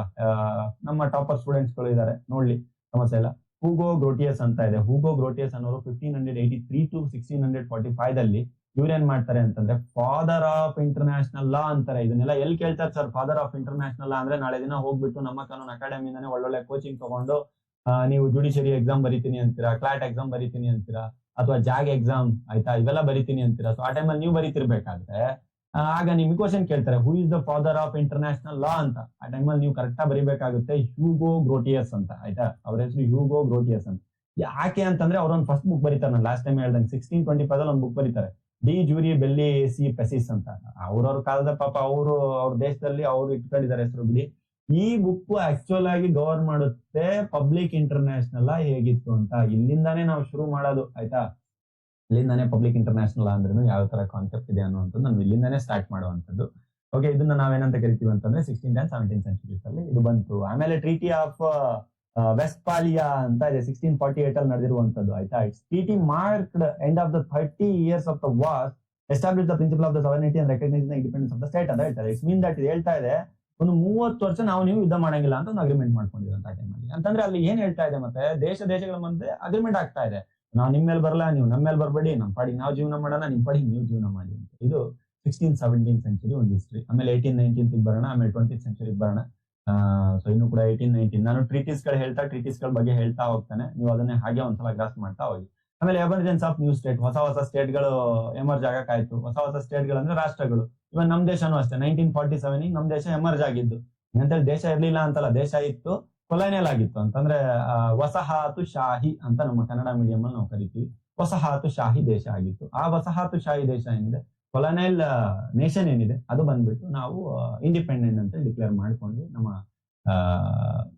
ಶಕ್ತಿಯಿಂದ ಆಯ್ತಾ. ಸೊ ಈಗ ಎಮರ್ಜೆನ್ಸ್ ಆಫ್ ನ್ಯೂ ಸ್ಟೇಟ್ ಅಂತ ಇದೆ. ಈಗ ಅಮೆರಿಕ, ಫ್ರೆಂಚ್ ರೆವಲ್ಯೂಷನ್ಸ್ ಗಳೆಲ್ಲ ಆಯ್ತು. American French revolution, Russian revolution ಇವೆಲ್ಲ ನೀವು ವರ್ಲ್ಡ್ ಹಿಸ್ಟ್ರಿಯಲ್ಲಿ ಓದಿರ್ತೀರಾ. ಸೊ ಆ ಟೈಮಲ್ಲಿ ಎಸ್ಟಾಬ್ಲಿಷ್ಮೆಂಟ್ ಗಳಾಗ್ತಾ ಹೋಗುತ್ತೆ. ಕಾಂಗ್ರೆಸ್ ಆಫ್ ವಿಯನ್ನಾ 1815 ಅಲ್ಲಿ ತುಂಬಾ ನಾನು ಹೇಳಿದ್ದೆ ಮಾಡರ್ನ್ ಮತ್ತೆ ಡಿಪ್ಲೊಮೆಸಿ ಆಗಿ ಬರುತ್ತೆ ಅಂತ. ಅದಾದ್ಮೇಲೆ ನೆಕ್ಸ್ಟ್ ಬರುತ್ತೆ ಅಫೀಮ್ ವಾರ್ಸ್ ಅಂತ ಬರುತ್ತೆ. ಅಫೀಮ್ ವಾರ್ಸ್ ಗಳಲ್ಲಿ ಚೈನಾ ಮತ್ತೆ ಯುರೋಪ್ ನ ಮಧ್ಯದಲ್ಲಿ ಸಿಕ್ಕಾಪಟ್ಟೆ ವಾರ್ಸ್ ಗಳು ನಡೆದಿರುತ್ತೆ. ಆ ಟೈಮಲ್ಲಿ ಸಿಕ್ಕಾಪಟ್ಟೆ ಟ್ರೀಟೀಸ್ ಗಳು ನಡೆಯುತ್ತೆ. ಸೊ ಅಲ್ಲಿ ಟ್ರೀಟೀಸ್ ಗಳು ನಡೀತಾ ಇದೆ, ಸಿಕ್ಕಾಪಟ್ಟೆ ವಾರ್ಸ್ ನಡೀತಾ ಇದೆ, ಡಿಕ್ಲೇರ್ ಮಾಡ್ಕೊಳ್ತಾ ಇದಾರೆ, ಅಗ್ರಿಮೆಂಟ್ ಮಾಡ್ಕೊಳ್ತಾ ಇದ್ದಾರೆ. ಇದೆಲ್ಲ ಮಾಡ್ತಾ ಇದ್ರೆ ಏನು, ಪಬ್ಲಿಕ್ ಇಂಟರ್ನ್ಯಾಷನಲ್ ಲಾ ರೈಸ್ ಆಗ್ತಾ ಇದೆ, ಪಬ್ಲಿಕ್ ಇಂಟರ್ನ್ಯಾಷನಲ್ ಲಾ ಉದ್ಧಾರ ಆಗ್ತಾ ಇದೆ. ಪಬ್ಲಿಕ್ ಇಂಟರ್ನ್ಯಾಷನಲ್ ಲಾ ಅಂತ ಒಂದು ಸಬ್ಜೆಕ್ಟ್ ನಿಮ್ ತಲೆ ಮೇಲೆ ಬಂದು ಬೀಳ್ತಾ ಇದೆ ಅಂತ ಅರ್ಥ ಆಯ್ತಾ. ನಿಮ್ ಕಷ್ಟಗಳಿಗೆ ಹೇಳ್ತಾ ಇರೋದನ್ನ, ನಿಮ್ ಕಷ್ಟಗಳಿಗೆ ಒಂದು ಸಬ್ಜೆಕ್ಟ್ ಎಕ್ಸಾಮಿಗೆ ಬರೆಯಕ್ಕೆ ತಲೆ ಮೇಲೆ ಬಂದು ಬೀಳ್ತಾ ಇದೆ ಅಂತ ಅರ್ಥ. ಸೊ ಅದಾದ್ಮೇಲೆ 20th century ಆಯ್ತಾ. 20th century ಅಲ್ಲಿ ಏನಾಯ್ತು ಅಂತಂದ್ರೆ ರೀಸೆಂಟ್ ಆಗಿ ಆಯ್ತಾ, ಅಂದ್ರೆ 1900 ಇಂದ ಇಲ್ಲಿವರೆಗೂ ಏನ್ ನಡೀತು ಸೀನು ಅಂತಂದ್ರೆ 1920 ಅಲ್ಲಿ ಲೀಗ್ ಆಫ್ ನೇಷನ್ಸ್ ಅಂತ ಒಂದು ನಡೆಯುತ್ತೆ. ಈ ಲೀಗ್ ಆಫ್ ನೇಷನ್ಸ್ ನ ಏನಕ್ಕೆ ತರ್ತಾರೆ ಅಂತಂದ್ರೆ ಸಿಕ್ಕಾಪಟ್ಟೆ ಕೆಟ್ಟ ಯುದ್ಧ ನಡೆಯುತ್ತೆ. ಫಸ್ಟ್ ವರ್ಲ್ಡ್ ವಾರ್ ಹೇಳಿದ್ರಲ್ವಾ, second world war, first world war heavy ನಡೆಯುತ್ತೆ. 5-6 ವರ್ಷಗಳು ನಡೆದ್ಬಿಟ್ಟು ಎಷ್ಟೋ ಸಾವಿರ ಜನ, ಲಕ್ಷಾಂತರ ಜನ ಸಾಯ್ತಾರೆ. ಸೊ ಅವಾಗ ಎಲ್ಲರೂ ಕುತ್ಕೊಂಡು ಒಂದು ಮೀಟಿಂಗ್ ಮಾಡ್ತಾರೆ. ನೋಡಿ, ಎಲ್ಲಾ ದೇಶದವ್ರು ಕುತ್ಕೊಂಡು ಮೀಟಿಂಗ್ ಮಾಡ್ತಾರೆ. ಇವೆಲ್ಲ ಸಾವಾಸ ಬೇಡ. ಯುದ್ಧ ಮಾಡಿದ್ರೆ ನಮ್ದು ಹೋಗ್ತಾ ಇದೆ, ನಿಮ್ಗೂ ಹಾಳಾಗ್ತಾ ಇದೆ ಅನ್ನುವಂತ ಒಂದು ಲೀಗ್ ಆಫ್ ನೇಷನ್ಸ್ ಎಲ್ಲಾ ನೇಷನ್ಸ್ ಗಳು ಸೈನ್ ಮಾಡ್ಬಿಟ್ಟು ನಾವೆಲ್ಲ ಕೋಆಪರೇಷನ್ ಅಲ್ಲಿ ಇರೋಣ, ವಾರ್ಸ್ ಗಳನ್ನ ಪ್ರಿವೆಂಟ್ ಮಾಡೋಣ, ಜಗಳ ಆಡೋದ್ ಬೇಡ ಆಯ್ತಾ. ಒಂದ್ ದೇಶದಿಂದ ಇನ್ನೊಂದ್ ದೇಶ ಜಗಳ ಆಡ್ಬಿಟ್ಟು ನಾವ್ ಏನ್ ಸಾಧನೆ ಮಾಡ್ತಾ ಇದೀವಿ, ಏನ್ ಸಾಧನೆ ಮಾಡಿ ನಾವು ಉದ್ಧಾರ ಮಾಡ್ತಾ ಇದೀವಿ, ಬೇಡ, ಇದು ಒಳ್ಳೇದಲ್ಲ, ಎಲ್ರು ಚೆನ್ನಾಗಿರೋಣ ಅಂತೇಳಿ 1920 ಕುತ್ಕೊಂಡು ಸೈನ್ ಮಾಡ್ತಾರೆ. ಹಂಗಂತೇಳಿ ಎಲ್ಲಾ ತಣ್ಣಗಿತ್ತ? ಇಲ್ಲ. ಯಾರು ಬರ್ತಾರೆ? ಹಿಟ್ಲರ್. ಗೊತ್ತಲ್ವಾ ಹಿಟ್ಲರ್ ಬಗ್ಗೆ? ಜರ್ಮನಿ ಆಯ್ತಾ. ಜರ್ಮನಿ ಹಿಟ್ಲರ್ ಏನ್ ಮಾಡ್ತಾನೆ ಅಂತಂದ್ರೆ, ಒಬ್ಬ ಸೈನಿಕವಾಗಿದ್ದವನು ಫಸ್ಟ್ ವರ್ಲ್ಡ್ ವಾರ್ ಅಲ್ಲಿ. ಅವನಿಗೆ ಹೇಳೋಣ ಆಯ್ತು ಅಂತೇಳಿ ಇಡೀ ಪ್ರಪಂಚನೇ ಮತ್ತೊಂದ್ಸಲ ಅಲ್ಲೋಲ ಕಲ್ಲೋಲ ಮಾಡ್ತಾನ ಹಿಟ್ಲರ್. ತುಂಬಾ ಅವನೊಂದು ಸ್ಟೋರಿ ಇದೆ ಆಯ್ತಾ, ಆತ್ಮಕಥನ ಸ್ಟೋರಿ ಇದೆ. ಕೇಳಿ, ನನ್ನ ಆತ್ಮಕಥನ ಅಂತಾನೆ ಕನ್ನಡ ಇದ್ರಲ್ಲೂ ಕೂಡ ಟ್ರಾನ್ಸ್ಲೇಟೆಡ್ ಇದೆ. ಹಿಟ್ಲರ್ ಅವನೇನ್ ಮಾಡ್ತಾನೆ ಅಂತಂದ್ರೆ, ಜರ್ಮನಿ ದೇಶದಲ್ಲಿ ಅದು ಒಂದು 2 ಪಂಗಡನ ಮಾಡಿ ಅವ್ರಿಗೆ ಓಡಿಸಿ ಇವ್ರಿಗೆ ಓಡಿಸಿ ದೇಶ ಕಟ್ಟಿ ದೇಶನ ಒಂದ್ ಮಾಡ್ಕೊಂಡು 2ನೇ ವರ್ಲ್ಡ್ ವಾರ್ನು ಅನೌನ್ಸ್ ಮಾಡ್ತಾನೆ. ಬದಿದ್ದೆಲ್ಲ ವೆಪನ್ ಬಿಟ್ಬಿಟ್ಟು ಅದು ಸೋಲ್ತಾರೆ, ಅದು ಸೆಕೆಂಡ್ರಿ. ಆದ್ರೆ 1945 ಮತ್ತೊಂದ್ಸಲ ಕುತ್ಕೋಬೇಕಾಗುತ್ತೆ. ಯಾಕಂದ್ರೆ 1939, 40 ಈ ಟೈಮಲ್ಲೆಲ್ಲ ಭಯಂಕರ ಯುದ್ಧ, 2ನೇ ಮಹಾಯುದ್ಧ. ಅವಾಗ ಮತ್ತೆ ಕುತ್ಕೊಳ್ತಾರೆ ಯುನೈಟೆಡ್ ನೇಷನ್ ಅವರು ಸೆಕೆಂಡ್ ವರ್ಲ್ಡ್ ವಾರಿಗೆ. ಮತ್ತೆ ಸೆಕೆಂಡ್ ವರ್ಲ್ಡ್ ವಾರ್ ಆಯ್ತಲ್ಲಪ್ಪ, ಇದು ಯಾಕೋ ಹೊಂದುತ್ತಾ ಇಲ್ಲ, ಲೀಗ್ ಆಫ್ ನೇಷನ್ ಯಾಕೋ ನಮ್ಗೆ ಫೇಲ್ ಆಗ್ಬಿಡ್ತು, ಇನ್ನೊಂದ್ ಸ್ವಲ್ಪ ದೊಡ್ಡ ಟೀಮ್ ಕಟ್ಕೊಳ್ಳೋಣ ಅಂತ ಯುನೈಟೆಡ್ ನೇಷನ್ ಅಂತ ಅದನ್ನ ಹೆಸರಿಡ್ತಾರೆ. ಇದನ್ನೇ ನಾವು ಕರೆಯೋದು ವಿಶ್ವಸಂಸ್ಥೆ. ನೀವೆಲ್ಲ ಕೇಳಿರ್ತೀರಾ, ಏನೇ ಸಮಸ್ಯೆ ಆದ್ರೂ ವಿಶ್ವಸಂಸ್ಥೆಯಿಂದ ಎತ್ಕೊಳ್ತಾರಂತೆ. ವಿಶ್ವಸಂಸ್ಥೆಗೆ ಒಂದು ಕಲ್ಚರ್ ಆಗಿರ್ಬೋದು, ಬ್ಯಾಂಕ್ ಆಗಿರ್ಬೋದು, ಫೈನಾನ್ಸ್ ಆಗಿರ್ಬೋದು, ಸೆಕ್ಯೂರಿಟಿ ಆಗಿರ್ಬೋದು, ಅಸೆಂಬ್ಲಿ ಎಲ್ಲದೂ ಕೂಡ ಇದೆ ಅಂತೆ. ದೇಶಗಳ ನಡುವೆ ಒಂದು ದೊಡ್ಡ ಟೀಮ್ ನಡೆಯುತ್ತಂತೆ. ನಮ್ಮ ಪ್ರೈಮ್ ಮಿನಿಸ್ಟರ್ಸ್ ಗಳೆಲ್ಲ ಹೋಗ್ಬಿಟ್ಟು ಅಲ್ಲಿ ಮಾತಾಡ್ಕೊಂಡು ಬರ್ತಿರ್ತಾರೆ, ಟಿವಿಯಲ್ಲೆಲ್ಲ ನೋಡ್ತಿರ್ತೀರಾ. ಅದೇ ಕಾನ್ಸೆಪ್ಟ್ ಗಳು ಇಲ್ಲಿ ಬರುವಂತದ್ದು ರಿಪೀಟೆಡ್ಲಿ. ಇವ್ರು ಏನ್ ಮಾಡ್ತಾರೆ ಅಂತಂದ್ರೆ, ನಾವೆಲ್ಲರೂ ಕೂಡ ನೆಮ್ಮದಿಯಿಂದ ಪೀಸು ಸೆಕ್ಯೂರಿಟಿ ಆಗಿರೋಣ ಅಂತೇಳಿ ಎಲ್ಲರೂ ಕೂಡ ನೆಮ್ಮದಿಯಿಂದ ಏನ್ ಮಾಡ್ತಾರೆ ಅಂತಂದ್ರೆ, ಒಂದು ಯುನೈಟೆಡ್ ನೇಷನ್ ಕಟ್ಕೋಣ ಅಂತ ಕಟ್ಕೊಂತಾರೆ. ಅದಾದ್ಮೇಲೆ ಯುನೈಟೆಡ್ ನೇಷನ್ ಕಟ್ಕೊಂಡಿದ ತಕ್ಷಣ ಅಷ್ಟೇ ಆಯ್ತಾ, ಜೊತೆಲಿ ಒಂದು ಕೋರ್ಟ್ ಎಸ್ಟಾಬ್ಲಿಷ್ ಮಾಡ್ಬಿಡ್ತಾರೆ. ನೀವ್ ಎಲ್ಲಿ ತನಕ ನೋಡಿದೀರಾ ಕೋರ್ಟ್? ನಿಮ್ಮ ಲೋಯರ್ ಕೋರ್ಟ್ ನೋಡಿದೀರಾ, ಹೈ ಕೋರ್ಟ್ ನೋಡಿದೀರಾ, ಸುಪ್ರೀಂ ಕೋರ್ಟ್ ನೋಡಿದೀರಾ? ಸರಿ ಸರ್, ದೇಶಗಳ ನಡುವೆ ಏನಾದ್ರೂ ಸಮಸ್ಯೆ ಆದ್ರೆ ಮತ್ತೆ ಏನ್ ಮಾಡ್ತೀರಾ? ಇಂಟರ್ನ್ಯಾಷನಲ್ ಕೋರ್ಟ್ ಇದೆ. ಅದನ್ನೇ ನಾನು ನಿಮ್ಗೆ ಹೇಳಿದ್ದು. ನೀವು ಕಲಿತಾ ಇರುವಂತ ಸಬ್ಜೆಕ್ಟ್ ಏನಿದೆ ಪಬ್ಲಿಕ್ ಇಂಟರ್ನ್ಯಾಷನಲ್, ಅದು ಲೋಕಲ್ ಲೆವೆಲ್ದಲ್ಲ, ಇಂಟರ್ನ್ಯಾಷನಲ್ ಕೋರ್ಟ್ ಲೆವೆಲ್ದದು. ಇಂಟರ್ನ್ಯಾಷನಲ್ ಕೋರ್ಟ್ ಆಫ್ ಜಸ್ಟಿಸ್ ಅನ್ನುವಂತ 1945 ದಲ್ಲಿ ಅಂಡರ್ ಯುನೈಟೆಡ್ ನೇಷನ್ ನ ಆರ್ಗನ್ ಆಗಿ ಸೆಟಲ್ ಮಾಡ್ಬಿಟ್ಟು ರೆಸ್ಪಾನ್ಸಿಬಲ್ ಆಗಿ ಸ್ಟಾರ್ಟ್ ಮಾಡ್ತಾರೆ. ಯೂನಿಟ್ ಯಾವ್ದ್ರಲ್ಲಿ? ಪಾಯಿಂಟ್ ನಂಬರ್ 3 ಅಲ್ಲಿ. ಈಗ ಪಾಯಿಂಟ್ ನಂಬರ್ 3 ಅಲ್ಲಿ ಇಂಟರ್ನ್ಯಾಷನಲ್ ಕೋರ್ಟ್ ಆಫ್ ಜಸ್ಟಿಸ್ ಇದೆ ಅಂತ ನಾನು ನಿಮಗೆ ಹೇಳಿದೆ. ಈಗ ಅದೇ ರೀತಿ ಪಾಯಿಂಟ್ ನಂಬರ್ 4 ಅಲ್ಲಿ ಏನಿದೆ ಅಂತ ನೋಡೋಣ. ಪಾಯಿಂಟ್ ನಂಬರ್ 4 ನಲ್ಲಿ ಜಿನೆವಾ ಕನ್ವೆನ್ಷನ್ ಆಯ್ತಾ. ನಾನು ಫಸ್ಟ್ ಇಂದನೂ ಕೂಡ ಹೇಳ್ತಾ ಬರ್ತಾ ಇದ್ದೀನಿ, ಡಿಫ್ರೆಂಟ್ ಕನ್ವೆನ್ಷನ್ಸ್ ಗಳು ಬರುತ್ತೆ ಅಂತ ಹೇಳಿ. ಸೊ ಅದೇ ತರ ಜಿನೆವಾ ಕನ್ವೆನ್ಷನ್ ಅಂತ ಇದೆ. Geneva convention ಯಾವಾಗಿದೆ? 1949 ಅಲ್ಲಿ ಬರುತ್ತೆ. 1949 ಜಿನೆವಾ ಕನ್ವೆನ್ಷನ್ ಅಂತ ಆಗುತ್ತೆ. ಈ ಕನ್ವೆನ್ಷನ್ ಅಲ್ಲೂ ಕೂಡ ಅಷ್ಟೇ, ಪ್ರಿನ್ಸಿಪಲ್ ಆಫ್ ಹ್ಯುಮ್ಯಾನಿಟೇರಿಯನ್ ಆಗಿರ್ಬಹುದು, ಅಥವಾ ರೆಗ್ಯುಲೇಟ್ ಮಾಡೋದಾಗಿರ್ಬಹುದು, ವಾರ್ಗಳನ್ನ ಪ್ರೊಟೆಕ್ಟ್ ಗಳನ್ನ ಮಾಡಬಾರ್ದು ಅಂತ ಏನಿಲ್ಲ ನಿಮಗೆ ಎಕ್ಸ್ಪ್ಲೈನ್ ಮಾಡಿದೆ. 2 ವಾರ್ ಆಗ್ಬೇಕಾದ್ರೆ ಈ ಕಡೆಯಿಂದ ಬರ್ತಾರೆ, ಯಾವ ಟೈಮಲ್ಲಿ ಮಾಡಲ್ಲ ಅಂತ ಹಳೆ ಕಾಲದಿಂದ ನಡೀತಾ ಬರ್ತಾ ಇದೆ ಅಂತ. ಸೇಮ್ ಥಿಂಗ್ ಅದೇ ತರ ಜಿನೆವಾ ಕನ್ವೆನ್ಷನ್ ಅಲ್ಲೂ ಕೂಡ ಹೇಳ್ತಾರೆ. ಸೊ ಯಾವ್ದಾವ್ದು ಮಾಡ್ಬೇಕು, ಯಾವ್ಯಾವ ರೀತಿ ಮಾಡಬಾರ್ದು, ವಾರ್ಸ್ ಗಳಲ್ಲಾಗಿರ್ಬಹುದು, ಬೇರೆ ಕಂಡೀಷನ್ಸ್ ಗಳಲ್ಲಿ, ವ್ಯಾಪಾರದಲ್ಲಿ, ಬಿಸ್ನೆಸ್ ಅಲ್ಲಿ, ಎಕ್ಸ್ಪೋರ್ಟ್ ಇಂಪೋರ್ಟ್ಸ್ ಗಳಲ್ಲಿ ಯಾವ ತರ ಮೇಂಟೈನ್ ಮಾಡ್ಬೇಕು ಅಂತ ಹೇಳಿ ಅಲ್ಲೊಂದು terms and rules and regulations ಗಳನ್ನ ಹಾಕೊಳ್ತಾ ಹೋಗ್ತಾರೆ. ಸೊ ಅದಾದ್ಮೇಲೆ ನೆಕ್ಸ್ಟ್ ಇನ್ನೊಂದು ಕನ್ವೆನ್ಷನ್ ಬರುತ್ತೆ, ಯುರೋಪಿಯನ್ ಕನ್ವೆನ್ಷನ್ ಅಂತ ಕರಿತೀವಿ. ಅಂಡರ್ ಹ್ಯೂಮನ್ ರೈಟ್ಸ್ ನ ಮೇಲೆ ಒಂದು ಯುರೋಪಿಯನ್ ಕನ್ವೆನ್ಷನ್ ಸ್ಟಾರ್ಟ್ ಮಾಡ್ಕೊಂಡಿದ್ದಾರೆ. ಇಲ್ಲಿ ಹ್ಯೂಮನ್ ರೈಟ್ಸ್ ನ ಸ್ಟ್ಯಾಂಡರ್ಡ್ಸ್ ಗಳು ಏನೇನಾಗಿರ್ಬೇಕು ಅಂತ ಯುರೋಪಿಯನ್ ಕಂಟ್ರೀಸ್ ಗಳೆಲ್ಲ ಕುತ್ಕೊಂಡು ಮಾಡ್ತಾರೆ. ಸೊ ಇಲ್ಲಿ ಬರೀ ಇಷ್ಟೇ ಅಂತಲ್ಲ, ಇವರೆಲ್ಲ ಏನ್ ಮಾಡಿದ್ದಾರೆ ಅಂತಂದ್ರೆ ಒಂಥರ ಡೆವಲಪ್ಮೆಂಟ್ ಅನ್ನು ತೋರಿಸಿದ್ದಾರೆ. ಸರ್ ಇದಿಷ್ಟೆಲ್ಲ ಮಾಡಿದ್ದಾರೆ, ಸರ್ ಈಗೇನು ಚಾಲೆಂಜಸ್ ಗಳಿಲ್ವಾ ಅಂತ ನೀವೇನಾದ್ರೂ ನೋಡಿದ್ರೆ, ಹೌದು ಚಾಲೆಂಜಸ್ ಗಳು ಕೂಡ ಇದೆ. ಸೊ ನಿಮ್ಮ ನಾಲೆಜ್ ಗಳಿಗೆ ಹೇಳ್ತಾ ಇರೋದು ಕೀ ಕ್ಯಾರೆಕ್ಟರ್ಸ್ ಗಳು ಏನೀಗ ಅಂತಂದ್ರೆ, ಇದೊಂಥರ ಡೈನಾಮಿಕ್ ಮತ್ತೆ ಲಿವಿಂಗ್ ಲಾ. ನಮ್ಮ ಏನು ಪಬ್ಲಿಕ್ ಇಂಟರ್ನ್ಯಾಷನಲ್ ಲಾ ಇದೆ, ಇದೊಂದು ಸಾಧಾರಣವಾದದ್ದು ಅಲ್ಲ, ತುಂಬಾ ಡೈನಾಮಿಕ್ ಆಗಿರುವಂತದ್ದು. ಅಷ್ಟೇ ಡೈನಾಮಿಕ್ ಆಗಿದೆ, ಮತ್ತೆ ಅಷ್ಟೇ ಒಂದು ಇದ್ರ ತರಾನು ಕೂಡ ಇದೆ. ಚೇಂಜಸ್ ಗಳು ಇದೇ ಇರುತ್ತೆ, ಒಂದ್ ಕಡೆ ಇನ್ನೊಂದ್ ಕಡೆ ಚೇಂಜಸ್ ಗಳು ಆಗ್ತಾ ಇರುತ್ತೆ. ಸೊ ಯಾವ್ದು ಕೂಡ ಇಷ್ಟೇ ಕಾನ್ಸ್ಟೆಂಟ್ ಆಗಿದೆ ಅಂತ ಹೇಳಕ್ ಬರಲ್ಲ. ಯಾಕಂದ್ರೆ ನೀವು ನೋಡ್ತಾ ಬರ್ತಾ ಇದ್ದೀರಾ ಹಿಸ್ಟ್ರಿಯಲ್ಲಿ, ಸ್ಟಾರ್ಟಿಂಗ್ ನಿಮಗೆ ಏನ್ಸಿಯಂಟ್ ಹಿಸ್ಟ್ರಿಯಿಂದ ಸ್ಟಾರ್ಟ್ ಮಾಡಿ up to modern history, 20th century, ಮೊನ್ನೆ ಲಾಸ್ಟ್ ರೀಸೆಂಟ್ ತನಕ ಕೂಡ ನಾನು ಬಂದೆ. ಸೊ ಅದಕ್ಕೋಸ್ಕರ ಆಮೇಲೆ ಗ್ಲೋಬಲೈಸೇಷನ್ ಅಂಡ್ ಇಂಟರ್ ಡಿಪೆಂಡೆನ್ಸ್ ಅಂತ ಹೇಳ್ತಾ ಇದೀವಿ. ಗ್ಲೋಬಲೈಸೇಷನ್ ಇಂಟರ್ ಡಿಪೆಂಡೆನ್ಸ್ ಅಂತ ಯಾಕೆ ಬರ್ತಾ ಇದೆ ಅಂತಂದ್ರೆ, ಇದು ನಮ್ಮ ದೇಶದ ಬಗ್ಗೆ ಮಾತಾಡ್ತಾ ಇಲ್ಲ, ದೇಶಗಳ ನಡುವೆ ಮಾತಾಡ್ತಾ ಇದೆ. ಆಮೇಲೆ ಇಂಟರ್ ಡಿಪೆಂಡೆನ್ಸ್ ಅಂತ ಇದೆ. ಇಂಟರ್ ಡಿಪೆಂಡೆನ್ಸ್ ನಾನು ನಿಮ್ಗೆ ಹೇಳ್ತಾ ಇದ್ದೆ, ಒಂದೇ ಒಂದು ಕಂಟ್ರಿ ಯಾವತ್ತೂ ಕೂಡ ಒಂದೇ ಒಂದು ಕಂಟ್ರಿ ಸಸ್ಟೈನ್ ಆಗಲ್ಲ. ಸೊ ನಮ್ಮ ದೇಶ ಆಗ್ಲಿ, ಯಾವುದೇ ದೇಶ ಆಗ್ಲಿ, ಅಮೆರಿಕ, USA ಆಗ್ಲಿ, ನಾವೆಲ್ಲರೂ ಕೂಡ ಹೆಂಗೆ ಅಂತಂದ್ರೆ ಒಂಥರ ಅಣ್ಣ ತಮ್ಮನ ತರ ಬದುಕಬೇಕು. ನಮ್ ದೇಶ, ಪಕ್ಕದ ದೇಶ ಎಲ್ಲರೂ ಕೂಡ ಒಂದಕ್ಕೊಂದು ಡಿಪೆಂಡೆನ್ಸಿ ಇದ್ದೇ ಇರುತ್ತೆ. ಪೊಲಿಟಿಸೈಸ್ ಮಾಡ್ಬಿಟ್ಟು ಪೊಲಿಟಿಕಲ್ ಅಲ್ಲಿ ಮಾಡುವಂತ ಆಟಗಳು ಅದು ಬೇರೆ ಆಯ್ತಾ. ಸೊ ಇಲ್ಲಿ ವಿಷಯ ಏನು ಅಂತಂದ್ರೆ, ಗ್ಲೋಬಲೈಸೇಷನ್, ಜಾಗತೀಕರಣ.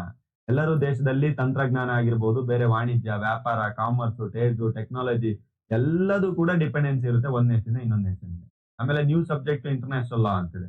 ಇದು ಒಂಥರ ಇಂಟರ್ನ್ಯಾಷನಲ್ ಲಾದಲ್ಲಿ ಹೊಸ ಸಬ್ಜೆಕ್ಟ್ ಗಳು ಮತ್ತೆ ಆಡ್ ಆಗಕ್ಕೆ ಸ್ಟಾರ್ಟ್ ಆಗಿದೆ. ಇಂಡಿವಿಜುವಲ್ಸ್ ಆಗಿರ್ಬೋದು, ಇಂಟರ್ನ್ಯಾಷನಲ್ ಆರ್ಗನೈಸೇಷನ್ಸ್, ನೀವೆಲ್ಲ ಓದ್ತಿರೋ 5th ಯೂನಿಟ್ ಅಲ್ಲಿ UN ಎಲ್ಲ ಅಲ್ಲೇ ಬರುತ್ತೆ. ನಾನ್ ಸ್ಟೇಟು ಅಥವಾ ಸ್ಟೇಟು ಅಂತೇಳಿ ಯೂನಿಟ್ 2, 3 ಅಲ್ಲೆಲ್ಲ ಬರ್ತಾ ಹೋಗುತ್ತೆ. ರೆಕಗ್ನೇಷನ್ ಬಗ್ಗೆ ಸ್ಟೇಟ್ ಅಂತ ಕರಿತೀವಿ, ಯಾವ್ದನ್ನ ಕರಿಯಲ್ಲ ಅಂತ. ಸಬ್ಜೆಕ್ಟ್ ಆಫ್ ಇಂಟರ್ನ್ಯಾಷನಲ್ ಇದೇ ಯೂನಿಟ್ ಅಲ್ಲಿ ನಾನು ಸ್ವಲ್ಪ ಬೇಸಿಕ್ ಸ್ಟಾರ್ಟಿಂಗ್ ಹೇಳ್ತಾ ಬಂದೆ ನಿಮಗೆ. ಇದನ್ನೇ ಕಂಟಿನ್ಯೂ ಮಾಡ್ತಾ ಕಲಿತಾ ಬರ್ತೀರಾ. ಎಕ್ಸ್ಪಾಂಡ್ ಇಟ್ಸ್ ಗ್ರೌತ್, ಮತ್ತೆ ಯಾವ ರೀತಿ ಗ್ರೌತ್ ಗಳಿದೆ ಅಂತ ನೋಡ್ತಾ ಬರ್ತೀರಾ. ಇವೆಲ್ಲ ಇದ್ರದ್ದು ಕ್ಯಾರೆಕ್ಟರಿಸ್ಟಿಕ್ಸ್ ಪಬ್ಲಿಕ್ ಇಂಟರ್ನ್ಯಾಷನಲ್ ಆದ. ಆಮೇಲೆ ಏನು ಚಾಲೆಂಜಸ್ ಗಳೇ ಇಲ್ವಾ? ಚಾಲೆಂಜಸ್ ಇಟ್ ಮೀನ್ ದಟ್ ಸಮಸ್ಯೆಗಳಿಲ್ವಾ? ಯಾವ ರೀತಿಯಾದಂತ ಸವಾಲುಗಳನ್ನ ಈ ಪಬ್ಲಿಕ್ ಇಂಟರ್ನ್ಯಾಷನಲ್ ಎದುರಿಸ್ತಾ ಇದೆ, ಯಾವ ರೀತಿಯಾದಂತ ಚಾಲೆಂಜಸ್ ಗಳನ್ನ ಈ ಪಬ್ಲಿಕ್ ಇಂಟರ್ನ್ಯಾಷನಲ್ ಎದುರಿಸ್ತಾ ಇದೆ. ಆ ರೀತಿ ನೀವು ನೋಡಿದಾಗ ಇಂಟರ್ನ್ಯಾಷನಲ್ ಆದಲ್ಲಿ ಇರುವಂತಹ ಕ್ರೈಸಿಸ್ ಗಳು ಯಾವುದು ಅಂತಂತಂದ್ರೆ, ಲೆಜಿಸ್ಲೇಟಿವ್ ಅಥಾರಿಟಿ ಏನಿದೆ, ಇನ್ಅಡಿಕ್ವೇಟ್ ಸ್ಯಾಂಕ್ಷನ್ ಆಗ್ತಾ ಇರ್ಬೋದು. ಲೆಜಿಸ್ಲೇಟಿವ್ ಅಥಾರಿಟಿ ಇನ್ಅಡಿಕ್ವೇಟ್ ಸ್ಯಾಂಕ್ಷನ್ ಅಂತಂತಂದ್ರೆ ಶಾಸನನ ಯಾರು ಮಾಡ್ಬೇಕು, ಯಾರು ಮಾಡಬಾರ್ದು ಅನ್ನುವಂತ ಒಂದು ಕ್ಲಿಯರ್ ಕಟ್ ವ್ಯೂನ ಬಗ್ಗೆ ಡಿಸ್ಕಸ್ ಮಾಡ್ತಾ ಇದ್ದಾರೆ. ಅದಾದ್ಮೇಲೆ ಯಾವ ರೀತಿ ಸ್ಯಾಂಕ್ಷನ್ ಮಾಡ್ಬೇಕು ಅಂತ. ಸ್ಯಾಂಕ್ಷನ್ ಇಟ್ ಮೀನ್ ದಟ್ ಈಗ ನಮ್ ದೇಶ ಇದೆ, ನಮ್ ದೇಶ ಎಲ್ಲ ಸ್ವತಂತ್ರ ತಗೊಂಡ್ ತುಂಬಾ ಉದ್ದಾಡ್ ನಮ್ ಟ್ಯಾಕ್ಸ್ ನಾವು ನೋಡ್ಕೊಳ್ತಾ ಇದೀವಿ, ಆಯ್ತಾ. ನಮ್ಮ ಹತ್ರನು ದುಡ್ಡಿದೆ, ನಮ್ಮ ಹತ್ರನು ಕೂಡ ಬಜೆಟ್ ಇದೆ. ಅರೌಂಡ್ ಲಾಸ್ಟ್ ರೀಸೆಂಟ್ ಆಗಿ ನಾನ್ ಕೇಳಿದಾಗೆ 45 ಲಕ್ಷ ಕೋಟಿ ಬಜೆಟ್ ಇದೆ ನಮ್ಮ ಇಂಡಿಯಾದಲ್ಲಿ. 45ರಿಂದ 50 ಲಕ್ಷ ಕೋಟಿ ಬಜೆಟ್ ಇದೆ. ನಿಯರ್ಲಿ 2024-25 ಒಂದು ವ್ಯೂ ಹೇಳ್ತಾ ಇದೀನಿ. 50 ಲಕ್ಷ ಕೋಟಿ ನಮ್ ಬಜೆಟ್ ಇರುವಂತ, ನಮ್ಮ 50 ಲಕ್ಷ ಕೋಟಿ ಅಷ್ಟು ಬಜೆಟ್ ಇರುವಂತ ನಮ್ ದೇಶ, ನಾನ್ ಯಾಕೆ ಯಾರ ಮಾತು ಕೇಳ್ಬೇಕು? ನಾನ್ ಬೇರೆ ಯಾರೋ ಯುನೈಟೆಡ್ ನೇಷನ್ ಹೇಳ್ತಾರಂತೆ ನಾನ್ ಯಾಕೆ ಕೇಳ್ಬೇಕು? ಸೊ ಈ ತರ ಸವಾಲ್ಗಳನ್ನ ಎದುರಿಸುತ್ತೆ ಲೆಜಿಸ್ಲೇಟಿವ್ ಅಥಾರಿಟಿ, ಸವಾಲ್ಗಳನ್ನ ಎದುರಿಸುತ್ತೆ. ಆಮೇಲೆ ಕಾನ್ಸೆಪ್ಟ್ ಇಂಟರ್ನ್ಯಾಷನಲ್ ಸವರ್ನಿಟಿ, ಅದೇ ಹೇಳ್ತಾ ಇರೋದು, ನಮ್ದು ಸವರ್ನಿಟಿ ಕಂಟ್ರಿ ಇದೆ, ಸೊ ನಾನ್ ಯಾಕೆ ಕೇಳ್ಬೇಕು ಅನ್ನುವಂತ ಮಾತು. ಅದಾದ್ಮೇಲೆ ಎರಡನೇ ಪಾಯಿಂಟ್ ಬರುತ್ತೆ ಎಮರ್ಜಿಂಗ್ ಇಶ್ಯೂಸ್ ಅಂತ ಬರುತ್ತೆ. ಎಮರ್ಜಿಂಗ್ ಇಶ್ಯೂಸ್ ಅಂತಂದ್ರೆ ಈಗ ಬರ್ತಾ ಇರುವಂತದ್ದು ಟೆರರಿಸಂ, ತುಂಬಾ ಕೆಡದಾದಂತ ಒಂದು ಪದ, ಆಯ್ತಾ. ಅಂತಂದ್ರೆ ಭಯೋತ್ಪಾದನೆ ಅಂತಂದ್ರೆ ತುಂಬಾ ಒಂದು ಅನಾವಶ್ಯಕ ಕಾರಣಗಳಿಗೆ ಸುಮ್ನೆನೆ ಯಾವ್ದೋ ಒಂದು ಕೆಲ್ಸಕ್ಕೆ ಸುಮ್ನೆ ಅಟ್ಯಾಕ್ ಮಾಡಿದೆಲ್ಲ ಮಾಡುವಂತದ್ದು ಟೆರರಿಸಂ ಬಗ್ಗೆ ನಿಮ್ಗೆ ಗೊತ್ತಾ ಇದೆ. ಆಮೇಲೆ ಕ್ಲೈಮೇಟ್ ಚೇಂಜ್ ಇವರೆಲ್ಲ ಏನೋ ಒಂದ್ ಮಾಡ್ಬೇಕು ಅಂತ ಯುನೈಟೆಡ್ ನೇಷನ್ ಅವರು ಇವರು ಟೀಮ್ ಕಟ್ಕೊಂಡು ಟ್ರೀಟೀಸ್ ಗಳೆಲ್ಲ ಸೈನ್ ಮಾಡ್ಕೊಂಡಿರ್ತಾರೆ. ನೇಚರ್ ಕಾಲ್ ಅನ್ನುವಂಥದ್ದು ಇದೇ ಇರುತ್ತಲ್ಲ, ನೇಚರ್ ಕೇಳ್ಬೇಕಲ್ವಾ, ಅದು ಕೂಡ ನಮ್ ಜೊತೆ ಇದ್ ಮಾಡ್ಬೇಕಲ್ಲ. ಹವಾಮಾನ ಬದಲಾವಣೆ, ಸುನಾಮಿ ಬಂತು ಅಥವಾ ಏನೋ ಫೈರ್ ಕ್ಯಾಚ್ ಆಯ್ತು, ಆ ಟೈಮ್ ಏನ್ ಮಾಡಕ್ಕಾಗುತ್ತೆ. ಅದೊಂದು. ಆಮೇಲೆ ಎನ್ವೈರನ್ಮೆಂಟಲ್ ಪೊಲ್ಯೂಷನ್, ಎಷ್ಟ್ ಹೇಳಿದ್ರು ಪೊಲ್ಯೂಷನ್ ಮಾಡೋದಂತ ಬಿಡ್ತಾ ಇಲ್ಲ. ಅದೊಂದು ಕೂಡ ಪಾಯಿಂಟ್ ಕನ್ಸಿಡರ್ ಆಗಿದೆ ಚಾಲೆಂಜಸ್ ಗಳಲ್ಲಿ. ಆಮೇಲೆ ರೋಲ್ ಆಫ್ ಇಂಟರ್ನ್ಯಾಷನಲ್ ಆರ್ಗನೈಸೇಷನ್ಸ್, ಈ ಆರ್ಗನೈಸೇಷನ್ಸ್ ಅಲ್ಲಿ ಯುನೈಟೆಡ್ ನೇಷನ್ ಬರುತ್ತೆ, ಇಂಟರ್ನ್ಯಾಷನಲ್ ಐಸಿಜೆ ಅಂತ ಕರಿತೀವಿ ನಾವು ಶಾರ್ಟ್ ಕಟ್ ಆಗಿ. ಆಮೇಲೆ ಯುಎನ್ ಅಂತ ಕರಿತೀವಿ, United nation, ICJ international court of justice, ಅಂತಾರಾಷ್ಟ್ರೀಯ ಕಾನೂನು ಆಯೋಗ ಅಂತ ಕರಿತೀವಿ. ಆಮೇಲೆ ಅಂತಾರಾಷ್ಟ್ರೀಯ ವಿಶ್ವಸಂಸ್ಥೆ, ಅಂತಾರಾಷ್ಟ್ರೀಯ ನ್ಯಾಯಾಲಯ, ಆಮೇಲೆ ಇಂಟರ್ನ್ಯಾಷನಲ್ ಕೋರ್ಟ್ಸ್ ಕಮಿಷನ್ ಆಗಿರ್ಬಹುದು. ಸೊ ಇವೆಲ್ಲ ಏನಿದೆಯಲ್ಲ, ಇವೆಲ್ಲ ವರ್ಕ್ ಮಾಡ್ತಾ ಇದಾವೆ, ಬಟ್ ಅದಕ್ಕೆ ಸಪೋರ್ಟ್ ಅಷ್ಟೇ ಮಾಡ್ಬೇಕಲ್ಲ ಬೇರೆ ದೇಶದವರು. ಅಲ್ಲಿ ಒಂದ್ ಸ್ವಲ್ಪ ಲ್ಯಾಕ್ ಆಗ್ತಿದೆ ಅಂತ ಹೇಳ್ಬೋದು. ಸೊ ಮುಂದಿನ ವಿಡಿಯೋಸ್ ಗಳಲ್ಲಿ ನಾವು ಸೋರ್ಸಸ್ ಗಳನ್ನ ಕಲಿತಾ ಹೋಗೋಣ. ಈ ಸೋರ್ಸಸ್ ಅಲ್ಲಿ primary source, custom, general, justice, work ಅವೆಲ್ಲ ಏನಿದೆ ಎಲ್ಲ ಕಂಪ್ಲೀಟ್ ಆಗಿ ಆರ್ಟಿಕಲ್ ಸಮೇತ ಕಲಿತಾ ಹೋಗೋಣ. ಮುಂದಿನ ವಿಡಿಯೋದಲ್ಲಿ ನಾನು ಎಕ್ಸ್ಪ್ಲೇನ್ ಮಾಡ್ತೇನೆ. ಸೊ ಈಗ ಇವತ್ತಿನ ವಿಡಿಯೋದಲ್ಲಿ ನಾವು ಕಲ್ತಂತ ಒಂದು ವಿಷಯನ ಕ್ವಿಕ್ ರಿವಿಷನ್ ಮಾಡ್ಕೊಳ್ತಾ ಬರೋಣ. ಒಂದು ಕ್ವಿಕ್ ರಿವಿಷನ್ ಮಾಡೋಣ, ಜಸ್ಟ್ ಒಂದು 2-3 ಮಿನಿಟ್ಸ್ ಅಲ್ಲಿ. ನನಗೆ ಇಷ್ಟೊಂದು ಕಂಪ್ಲೀಟ್ ಆಗಿ ನೋಡಕ್ಕಾಗಲ್ಲ, ಒಂದು 3 ಮಿನಿಟ್ಸ್ ಅಲ್ಲಿ ಹೇಳಿ ಅನ್ನುವಂಥವ್ರಿಗೆ ನಾನು ಹೇಳ್ತಾ ಇದ್ದೇನೆ. ಓವರ್ ಯು ಸ್ಕೆಲಿಟನ್ ಏನ್ ನೋಡಿದ್ವಿ ಅಂತೇಳಿ. ಇವತ್ತಿನ ವಿಡಿಯೋದಲ್ಲಿ ನಾವು ನೋಡಿದ್ದೇನು ಅಂತಂದ್ರೆ ಆರಿಜಿನ್ ಅಂಡ್ ಡೆವಲಪ್ಮೆಂಟ್ ಬಗ್ಗೆ ನೋಡಿದ್ವಿ. ಆರಿಜಿನ್ ಅಂಡ್ ಡೆವಲಪ್ಮೆಂಟ್ ಅಲ್ಲಿ ಯಾವ್ಯಾವ ರೀತಿ ಈ ನಮ್ಮ ಪಬ್ಲಿಕ್ ಇಂಟರ್ನ್ಯಾಷನಲ್ ಬಂತು, ಏನಿದೆ ಇದ್ರ ಕತೆ ಅಂತ ನೋಡಿದ್ವಿ. ಇದರಲ್ಲಿ ಒಂದು ಬೇಸಿಕ್ ಒಂದಿಷ್ಟು ಇಂಟ್ರೊಡಕ್ಷನ್ ಹೇಳಿದೆ. 16th, 17th, 18th ಸೆಂಚುರಿಯಿಂದ ಸ್ಟಾರ್ಟ್ ಆಗಿದೆ. ಅದು 400 ಇಯರ್ಸ್ ಇಂದ ತುಂಬಾ ಚೆನ್ನಾಗಿ ಡೆವಲಪ್ ಆಗಿದೆ. ಅದರಲ್ಲಿ ಏನ್ಸಿಯಂಟ್ ಹಿಸ್ಟ್ರಿನ ಹೇಳ್ತಾ ನಾನು ಹೇಳಿದೆ.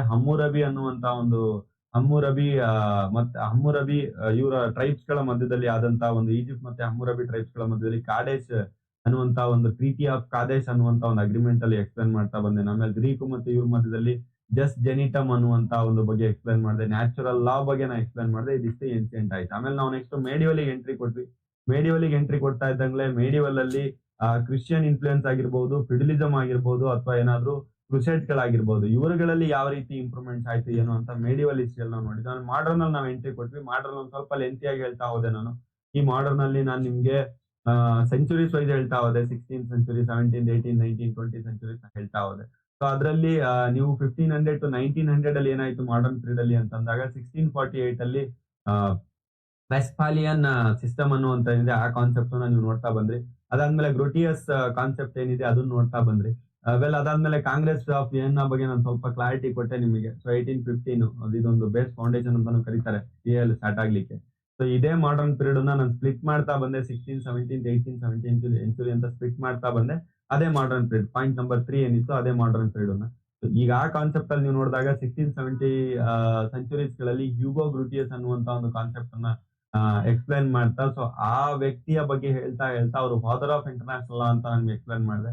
ಅವ್ರು ಬರೆದಿರುವಂತ book De Jure Belli ac Pacis ಅನ್ನುವಂತ ಬರೆದಿದ್ದಾರೆ ಬುಕ್ ನ 1625 ಫೇಮಸ್ ಬುಕ್ ಅಂತ ಎಲ್ಲದೂ ಕೂಡ ನಾನು ಕಂಪ್ಲೀಟ್ ಆಗಿ ಎಕ್ಸ್ಪ್ಲೈನ್ ಮಾಡಿದೀನಿ. ಸೊ ಈಗ ಅದಾದ್ಮೇಲೆ ವೆಸ್ಪಾಲಿಯಾ ಅನ್ನುವಂಥದ್ದು ಏನಿದೆಯಲ್ವಾ, ಸೊ 1648 ಅಲ್ಲಿ ಏನು 30 ಇಯರ್ಸ್ ವಾರಿನ ಒಂದು ಅಗ್ರಿಮೆಂಟ್ ಮಾಡಿದ್ರು. ಸೊ ಈ ಕಾನ್ಸೆಪ್ಟ್ ನೋಡ್ಬೋದು. ಆಮೇಲೆ 1819 ಸೆಂಚುರಿಯಲ್ಲಿ ಹೊಸ ಸ್ಟೇಟ್ ಗಳ ಎಮರ್ಜ್ ಆಗಿರ್ಬೋದು ಅಥವಾ ವಿಯೆನ್ನಾ ಕನ್ವೆನ್ಷನ್ ಆಗಿರ್ಬೋದು ಅಥವಾ ಓಪಿಯಂ ವಾರ್ಸ್ ಆಗಿರ್ಬೋದು, ಇದ್ರ ಬಗ್ಗೆ ನೋಡಿದ್ವಿ. 20th ಸೆಂಚುರಿಗೆ ಎಂಟ್ರಿ ಕೊಟ್ಟೆ. 20th ಸೆಂಚುರಿಯಲ್ಲಿ ಒಂದ್ ಸ್ವಲ್ಪ ಜಾಸ್ತಿ ಡೆವಲಪ್ಮೆಂಟ್ ಗಳು ನಾವು ನೋಡಿದ್ವಿ. ಯಾಕಂದ್ರೆ ರೀಸೆಂಟ್ 100 ಇಯರ್ಸ್ ಹಿಸ್ಟ್ರಿ ಅಲ್ಲ. ಯುನೈಟೆಡ್ ನೇಷನ್ ಬಗ್ಗೆ, ಲೀಗ್ ಆಫ್ ನೇಷನ್ 1920 ಅಲ್ಲಿ ಫಸ್ಟ್ ವರ್ಲ್ಡ್ ವಾರ್ ಅಲ್ಲಿ ಬಂತು. ಸೆಕೆಂಡ್ ವರ್ಲ್ಡ್ ವಾರ್ ಅಲ್ಲಿ ಯುನೈಟೆಡ್ ನೇಷನ್ ಬಂತು. ಅದೇ ವರ್ಲ್ಡ್ ವಾರ್ ಟೈಮ್ ಅಲ್ಲಿ ಅಂತಾರಾಷ್ಟ್ರೀಯ ನ್ಯಾಯಾಲಯನ ಎಸ್ಟಾಬ್ಲಿಷ್ ಮಾಡಿದ್ರು, ಇಂಟರ್ನ್ಯಾಷನಲ್ ಕೋರ್ಟ್ ಆಫ್ ಜಸ್ಟಿಸ್ ನ. ಜಿನೆವಾ ಕನ್ವೆನ್ಷನ್ ನ ಎಸ್ಟಾಬ್ಲಿಷ್ ಮಾಡಿದ್ರು. ಆಮೇಲೆ ಯುರೋಪಿಯನ್ ಕನ್ವೆನ್ಷನ್ ಹ್ಯೂಮನ್ ರೈಟ್ಸ್ ಅನ್ನು ಎಸ್ಟಾಬ್ಲಿಷ್ ಮಾಡಿದ್ರು. ಇದಿಷ್ಟಾದ್ಮೇಲೆ ಒಂದ್ ಸ್ವಲ್ಪ ಕೀ ಪ್ರಾವಿಷನ್ಸ್ ಗಳನ್ನ ಹೇಳ್ತಾ, ಕ್ಯಾರೆಕ್ಟರ್ಸ್ ಗಳನ್ನ ಹೇಳಿದೆ ಪಬ್ಲಿಕ್ ಇಂಟರ್ನ್ಯಾಷನಲ್. ಚಾಲೆಂಜಸ್ ಗಳು ಏನೇನ್ ಫೇಸ್ ಮಾಡ್ತಾ ಇದೆ ಹೇಳ್ತಾ, ಸ್ಯಾಂಕ್ಷನ್ ಮಾಡೋದ್ ಕಷ್ಟ ಆಗ್ತಾ ಇದೆ. ಲೆಜಿಸ್ಲೇಟಿವ್ ಅಥಾರಿಟಿ ಆಗಿರ್ಬೋದು, terrorism, climate change, environmental pollution ಸಮಸ್ಯೆ ಆಗಿರ್ಬೋದು, ಅಥವಾ ಆರ್ಗನೈಸೇಷನ್ ಗಳು ಏನ್ ಕೆಲಸ ಮಾಡ್ತಾ ಇದೆ, UN, ICJ, ಅಥವಾ ಏನಾದ್ರು ILC ಕಮಿಷನ್ಸ್ ಗಳೆಲ್ಲ ಏನ್ ಕೆಲಸ ಮಾಡ್ತಾ ಇದೆ, ಇವ್ರುಗಳಿಗೆ ಸಿಗುವಂತ ಸಪೋರ್ಟ್ಸ್ ಗಳು, ಫೈನಾನ್ಷಿಯಲ್ ಇವೆಲ್ಲ ಸ್ವಲ್ಪ ಸಮಸ್ಯೆನ ಎದುರಿಸ್ತಾ ಇದೆ ನಮ್ಮ ಈ ಪಬ್ಲಿಕ್ ಇಂಟರ್ನ್ಯಾಷನಲ್ ಲಾ ಅಂತೇಳಿ ಹೇಳ್ತಾ ಇಲ್ಲಿಗೆ ಈ ವಿಡಿಯೋನ ನಾನು ಕ್ಲೋಸ್ ಮಾಡ್ತಾ ಇದ್ದೇನೆ. So thank you very much from ನಮ್ಮ ಕಾನೂನು ಲಾ ಅಕಾಡೆಮಿ ಟೀಮ್.